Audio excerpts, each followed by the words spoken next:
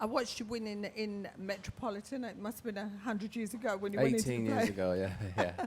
And you played a lot of golf courses around Melbourne. Have you played a lot around Sydney? I haven't been to Sydney and played since 1994. I played the Aussie Open at Royal Sydney, and the week before that I played at New South Wales Golf Club. They're the two times I've played in Sydney. Like you said, the last time I played the Aussie Open was 97 when I won. Yeah. And I haven't been back down to Australia since 2006, I think, when I was in Perth. So it's a bit overdue coming back down here and playing the Australian Open, so it's nice to be back. You're one of the marquee players here. How's your game at the moment? Is it in good shape? It's coming around, yeah. I'm starting to swing the club a lot better, starting to make a few more putts, so just waiting for it to click, really. It could be this week, it might be next week, but I'm just being patient and, working on the things that made me play well in the past. Is your coach down here with you? No. No, he was there last week and we did some good work, and he's given me some ideas to think about. So. And how would you rate this year of golf for you? I've struggled a little bit this year. There's been a lot going on. I've had a few weeks where I've played okay, but not really consistent enough. So, I'm looking to get some form going before the end of the year and kick off again strongly next year. Great. And how important is it to play in the Ryder Cup if you can? Very important. Oh, I'd love to play in the Ryder Cup, but it's not really something I'm looking towards or planning towards. And I'm more focusing on just getting my game back into the shape where it needs to be for me to contend in tournaments week in, week out. And then if I do that, then I'll earn Ryder Cup points and hopefully qualify for the team. Great. Martin, first question, please. Lee, could you talk about your memories of winning that Australian Open at Metro? I think Norman might have missed a little putt at the end. Or was it a playoff? Or? Well, it still is one of the biggest wins of my career. Greg was world number one at the time. There was a great field. I think Vijay Singh played, Phil Mickelson played, Davis Love maybe. Darren was obviously playing.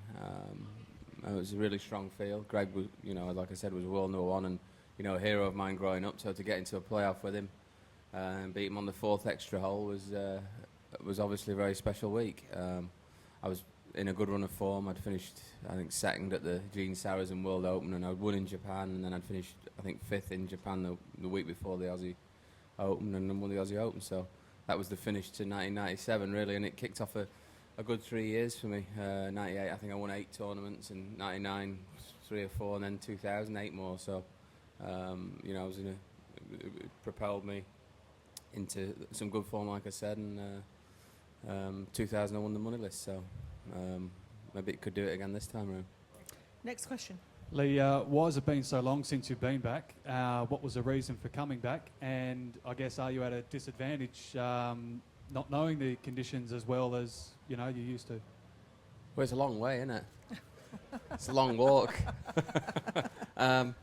No, I don't know. It's just, I think it's been a clash of dates a lot of the time, clashing with the Nedbank and Tigers tournament a few times, and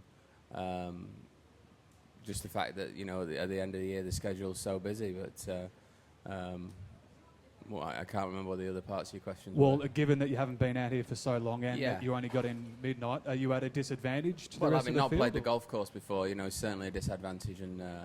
But you can generally learn a golf course pretty quickly. You can get around most golf courses if you hit it straight and hit it close to the flag and hold a few putts. You're probably going to contend that week, so that's what I'm hoping to do this week. Lee, you're a former world number one. I wonder what you make of what's going on at the top of the rankings at the moment with Jason and Jordan and Rory. Well, they're all very close together with regard to, abilities and, I guess, ages as well, and, performances. It seems to be a case of who's fit and injury-free and who makes the most putts on any particular week at the moment. They're all contending whenever they play. You throw into the mix people like Ricky Fowler and guys like that. And, I think golf's in a good spot at the moment. It's very competitive and, it seems like anybody can win on any given week. Rod? So just to go back one question, Lee, talking about getting top players to come and play. As you say, the scheduling is very difficult. What can our tour do to help get more of the top players to come back here and play? What sorts of things do you think about when you're making your decisions about those types of things? I think if people want to play, they'll come. I don't know what the story is with qualification for playing in the Aussie Open, whether there's a top 50 in the world exemption or anything like that, or it's just purely on invites.